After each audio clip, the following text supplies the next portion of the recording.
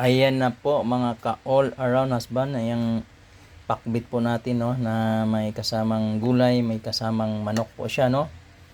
Pwede nyo po ito i-try sa inyong mga tahanan at mga bahay, no, na subukan nyo po at magugustuhan po ito ng inyong mga kapamilya. Maraming salamat po muli sa panonood. God bless everyone. Magandang umaga po, magandang tanghali, magandang hapon, magandang gabi sa inyo pong lahat mga ka-all around husband. Welcome to my vlog. Sa hindi pa po nag-subscribe ng aking YouTube channel, paki-subscribe naman po ng aking YouTube channel. Maraming salamat po sa inyo. Ito yung ka-all around husband nyo na nagbibigay tips at mga impormasyon sa aking pag-vlog. Ingatan po tayo ng Panginoong Diyos at igawad sa atin ng magandang kalusugan, kalakasan sa ating pong mga buhay. God bless everyone. God bless the Philippines. Ka-all around husband, magluluto po tayo ngayon ng pakbit. Ibang style ng pagluluto ko po ng pakbit po na bili po natin ito kanina sa may palengke. So lulutuin po natin na yan. Kompleto na po siya, may kalbasa, may ampalaya, okra, talong, batong. Ilalagay po natin itong manok na nabili din po natin kanina sa palengke. Tasan po muna natin ng maayos, no, para maging malinis po talaga yung bago natin siya lulutuin. Ayan po.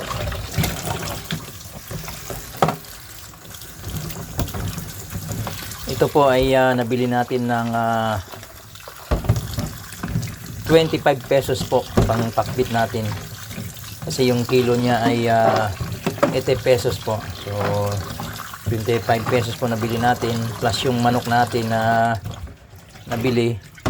Ito yung manok natin, hugasan din po natin ito. Nasa 100 pesos po ito. So 125 pesos po. Kaya mayroon na po tayong pakbit. Pang ulam na natin siya. So lulutuin po natin to at igigisa po natin to mga ka all around husband. Ayan po. Okay na po yung paghugas natin. Linisan po natin yan ng maayos, no.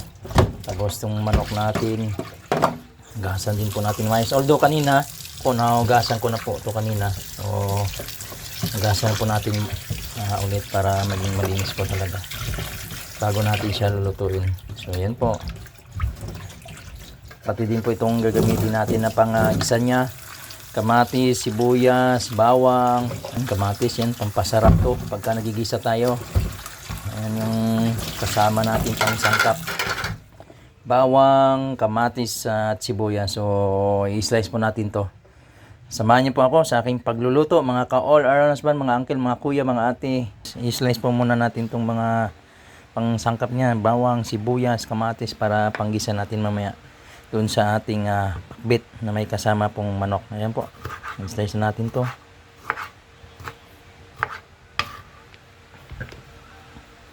Sunod po yung bawang. Yan yung bawang natin.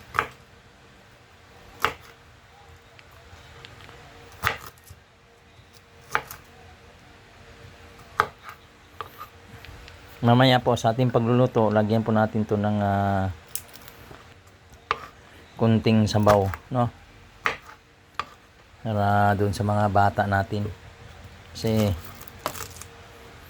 alam niyo po pag nagluluto ako ng ganito mga gulay, nilagyan ko ng sabaw para yung mga bata, yung mga ano ko po ay makakain sila.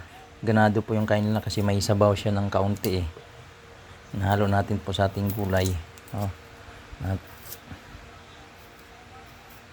yun ang gusto nila. Hindi man nila makakain lahat yung gulay, pero yung mga like yung kalbasa, kumakain po sila. At least kahit papaano, kumakain po sila ng gulay. Tapos sabaw, tapos yung manok po na kasama po natin dito sa ating pagigisa.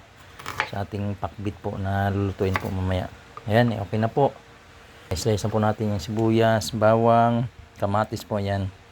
Ito yung gagamitin natin na panggisa po. Samahan niyo po ako sa aking pagluluto. Ito na po yung lulutuin natin, yung pakbit, manok, pang recados niya, yung sibuyas, kamatis, bawang. Yan po yung kawali natin na gagamitin na pag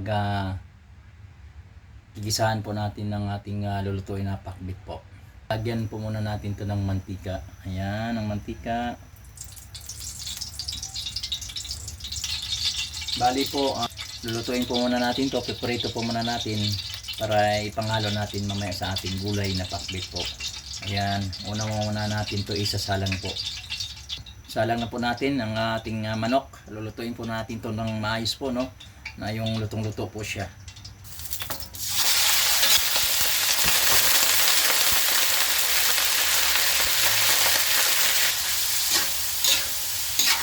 Itong manok po, bali ulitin ko po 100 pesos po ito, no? At pinapa chop natin ng maliit. Ayan po, kung nakita nyo yung paghiwa maliit para pang halo lang po siya sa gulay. So, nabili natin po ito sa palengke kanina. Lulutuin po muna natin ito ng maayos po para maayos yung pagluto, no? Maganda yung pagluto na lutong-luto po talaga, lalo na yung mga karne po. Ayan na po. Medyo mapula-pula na po siya. Ayan po natin. Ayan. Pagka nagluto kayo ng mga ganito mga karne, talagang lutuin natin po ng maayos. Para po sipang natin pagkain po, no? Lutong-luto po yung kinakain natin. Medyo pulang-pula na siya. Malapit na po ito maluto. Tapos, gigisa din po natin dito yung bawang natin, sibuyas at kamatis po. Then, may paminta, asin at tubig. Yun po yung ano natin, yung pakbit natin na lulutuin po maya. O, hintayin lang po natin na maluto po itong manok. Medyo mapula-pula na po siya. So, hindi pa po luto yan. Maya po. Mapula-pula na talaga siya. Yan. Konti na lang po, konti na lang. Para maluto na po talaga siya.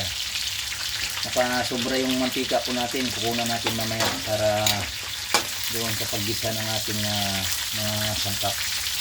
Luto na po ang ating manok, no, na piniprito. Ngayon po ay piprito po natin mga sangkap natin. Ito po yung mga sibuyas, kamatis at bawang. Ayan, itabi lang po muna natin ito dito. Ayan na po yung manok natin, luto na po yan. So bawang, ayan na. Marami po yung kamatis kasi mas masarap po, no? Maraming kamatis.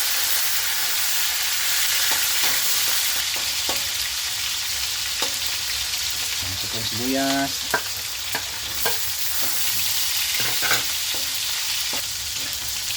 Ito, halo natin ito yung manok natin. Tapos po, lagyan ko po ng tubig yan para po pagka kumulo na yung tubig, ilalagay na po natin yung gulay natin na para pang pakbit. Ito po yung tubig niya, ilalagay po natin dito. Pakuluin po muna natin to. Kumulo na po siya at pwede natin po ilagay itong gulay. Ilagay na po natin. Sa mga tatay po, sa mga nanay, sa mga sir, mga uncle po, no, mga ate, try nyo po ito sa inyong mga bahay, no? Pakbit na mas malaki ang tipid nyo. At yung pakbit natin na binili doon sa palengke kanina ay 25 pesos po, yung manok 100 pesos. So total po siya ng 125 pesos po lahat. Din yung bawang, sibuyas, kamatis. Then yung paminta mamaya lalagyan natin din dito at saka asin. So yun po, yan yung ano ko ng pagluto ng aking pakbit. Try nyo po ito, no? Sa inyong mga bahay po, sa inyong mga tahanan. At magugustuhan to ng inyong pamilya, ng inyong mga anak. Yung anak ko po kasi kumakain ng ano yun, ng mga ito yung mga okra, talong, yan kalbasa po. Yan kinakain niya pagka yung malambot yung kalbasa. Na ganito yung pagluto na pakbit. Basta pag gulay, no, kailangan may sabaw siya ng konti. Tapos manok, tapos kalbasa, ayun, pwede na rin po, no? At least hindi yung mga ulam na ngayon, no, ng mga bata. So nasabi ko na rin po doon sa isang vlog ko No, pero ito, kakain siya ng kalabasa at may sabaw ng kaunti, may manok. Hindi, masustansya pa rin po ang kinakain ng anak ko po. So try nyo po to sa mga anak nyo po, no? Beet na may sabaw at may manok, mayroong kompleto na ng gulay, no? Magustuhan po ito ng inyong mga pamilya. Hintayin na po natin na maluto para lagyan natin na siya ng paminta, asin, timplahan na po natin at titikman po natin maya maya po. Ayan po, malapit na po ito maluto, no? Ang kalbasa po, medyo malambot na po siya. Na po natin lagyan na ito ng timplahan natin ng asin po. Yan po yung asin. Lagyan po natin.